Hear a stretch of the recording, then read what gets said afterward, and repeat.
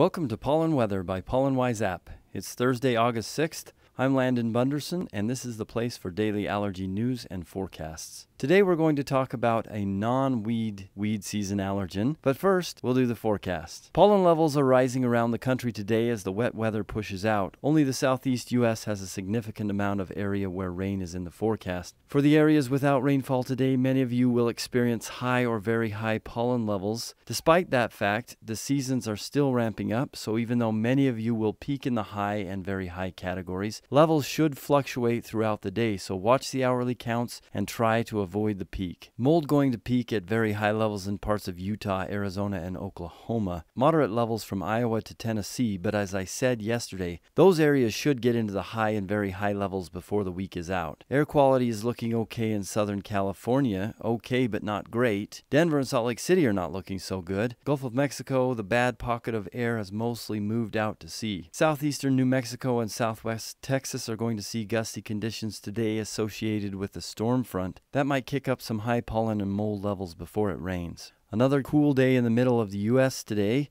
Austin should be so lucky. Hot and humid out there. Expected high 100. As we've mentioned in the last few weeks, weed season is beginning. If you have allergies in the late summer or fall, you might just be allergic to weed pollen. You also might be allergic to something else. We've highlighted some of the main late summer and fall weeds, including chenopods, sagebrush, mugworts, and ragweed. But there is one tree allergen you should be on the lookout for in late summer and early fall, and that is fall elm. Most elm trees pollinate in the early spring, but there are a handful of elm species that begin pollinating in early August. Fall elm can be a serious allergen in coastal California, Texas, across the southern U.S. states, and halfway up the eastern seaboard. It can be difficult to recognize fall pollinating elm species because, unlike spring pollinating elm trees, fall elms have their leaves on the branches when they pollinate, so it's difficult to see those tiny little flowers. Cedar elm and lacebark elm are two species that pollinate in the fall. Cedar elm is not that distinctive, but lacebark elm has a very distinctive tree trunk. If you think you might be allergic to fall pollinating elm, or you have allergies in August and September in some of the areas I listed, watch the levels on the Pollen Wise app and log your symptoms to keep track.